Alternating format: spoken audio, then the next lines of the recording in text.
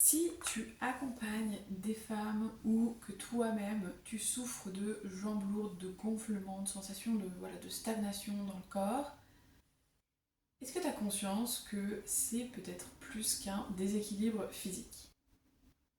Est-ce que tu as conscience que le corps peut parler à travers cette rétention d'eau?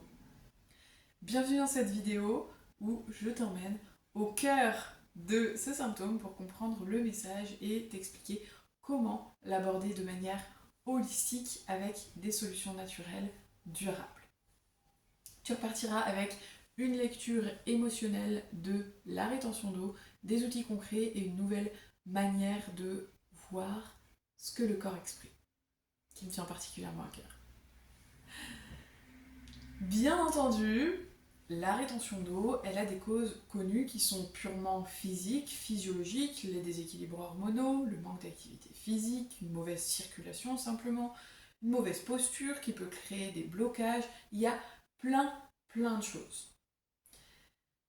Mais comme j'ai appris que le corps ne fait jamais rien au hasard et qu'il ne fait que délivrer des messages, je te propose d'essayer de décrypter ce que le corps il essaie de communiquer ici.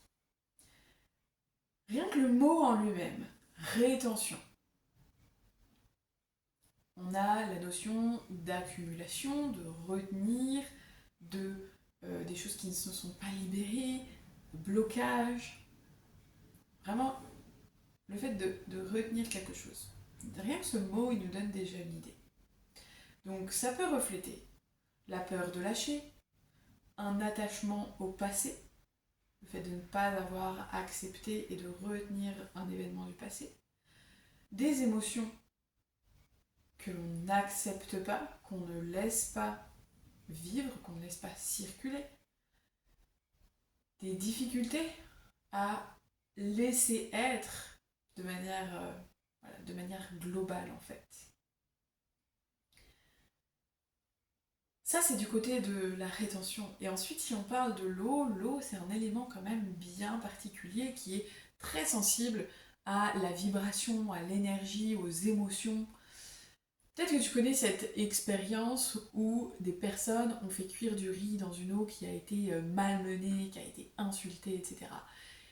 Et qui a reçu en fait de mauvaises vibes, juste. Et dans l'autre casserole, l'eau avait été cajolée, avait été encouragée, avait reçu de la bonne énergie, des bonnes vibrations.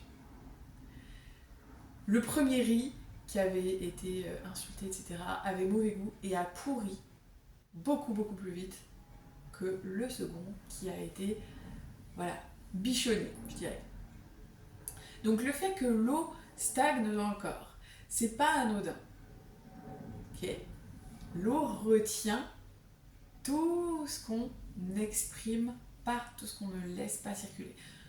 Toutes ces vibrations qui sont retenues, elles sont là, dans cette rétention d'eau qu'on ne laisse pas aller. Dans la majorité des cas, malheureusement, le massage seul ne suffit pas. C'est un pansement. Donc, un bon massage va soulager les douleurs, les inconforts liés à cette rétention d'eau. Ça va stimuler la lymphe, ça va stimuler la circulation. Mais les résultats sont temporaires. Si on ne va pas voir ce qui se joue en profondeur, si on ne va pas à la cause, et le symptôme revient si on n'accompagne pas du coup. Tu ne peux pas relancer la circulation de l'eau dans le corps, pas de façon durable en tout cas, si tu ne relances pas la circulation des émotions, si tu ne résous pas ce qui se jouait quand le corps a dit « Coucou, il y a quelque chose ici ». Ok ? Il y a probablement eu des signaux, d'autres signaux, tu n'as pas voulu écouter, et du coup le corps ensuite, il bloque tout. Il faut aller à la cause. Et quand c'est quelque chose qui dure depuis des années et que à chaque fois, hop, une petite cure de drainage, ça fonctionne, mais ça revient par la suite, c'est intéressant d'aller voir la sphère émotionnelle.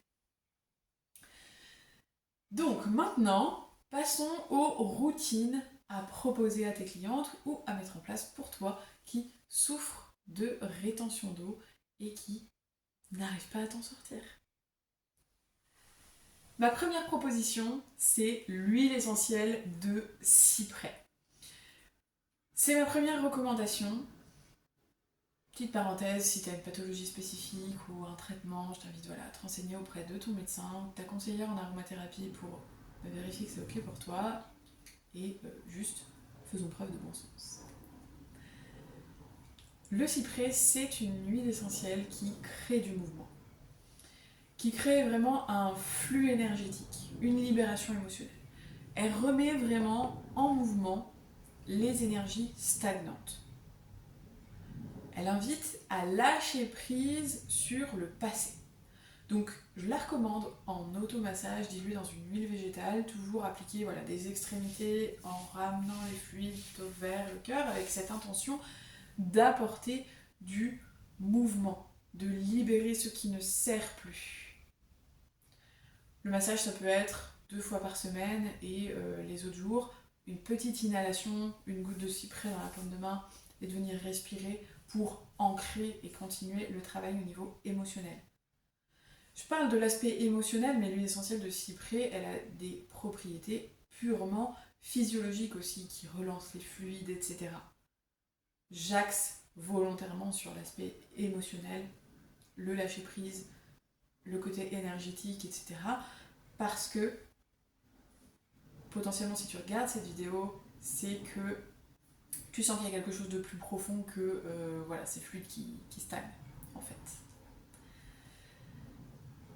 Deuxième proposition d'huile essentielle, c'est la bergamote. C'est un précieux soutien aussi pour apporter de la joie, réveiller la créativité, cultiver l'acceptation. Acceptation de ce qui a été, de ce qui n'est plus, de ce qui est aujourd'hui. Donc en plus de nettoyer au niveau purement physique, elle apporte aussi ce nettoyage au niveau émotionnel. Ici, si tu choisis une huile essentielle de qualité thérapeutique, et seulement à cette condition, je mettrai un petit lien en description, tu peux mettre une goutte dans un verre d'eau et boire ça chaque jour. Ou même directement une goutte sous la langue de bergamote. Okay ? Je ne te recommande pas de l'appliquer sur la peau parce qu'elle est très très très photosensibilisante. Ça veut dire que si tu t'exposes au soleil ensuite, il y a des risques que ça te brûle un petit peu la peau avec les rayons du soleil. D'où ma préférence de l'utiliser en interne. C'est un agrume et en plus c'est très très agréable. Troisième proposition d'huile essentielle, l'ylang-ylang. C'est une huile que je recommande parce qu'elle apaise. Elle reconnecte à sa joie. Tout en soutenant le système hormonal, donc comme je le disais au début, qui est fortement impliqué dans la rétention d'eau. Donc là, je te recommande de l'utiliser en massage du ventre. Le ventre qui est une zone où il y a beaucoup d'émotions qui sont retenues. Dilué dans une huile végétale, automassage du ventre. Si tu es professionnel du bien-être, eh bien, tu fais un petit massage du ventre à ta cliente et tu l'invites à continuer ce rituel pour vraiment profiter des bienfaits au niveau émotionnel, au niveau énergétique, vraiment profondément de l'ylang-ylang. Ça, c'était mes 3 propositions d'huile essentielle. Tu peux également proposer ou faire des infusions. Reine des Prés, vigne rouge, bouleau, tout ça, ça va soutenir la circulation. Ok ? Mets l'accent aussi sur la respiration. Un exercice de respiration, ne serait-ce que 5 minutes par jour, en faisant bien gonfler le ventre à l'inspiration et creuser au maximum à l'expiration, ça vient vraiment activer la digestion et de fait faire circuler tout à l'intérieur. Quand on parle de circulation, oui, c'est la lymphe qui stagne, mais on veut rétablir une bonne circulation sur tous les plans. Ça passe par la respiration, qui est un mouvement majeur à l'intérieur du corps. Évidemment, hyper important de bien s'hydrater. Minimum 2 litres d'eau par jour. Utilise des huiles essentielles d'agrumes à mettre dans ton eau aussi pour venir soutenir les fonctions digestives et la bonne circulation, notamment l'huile essentielle de pamplemousse par exemple. Reste en mouvement. Conserve du mouvement, toujours. C'est super important. Le système lymphatique, il n'est activé que par le mouvement. Contrairement au système circulatoire, là le sang qui lui a sa petite pompe perso, le cœur.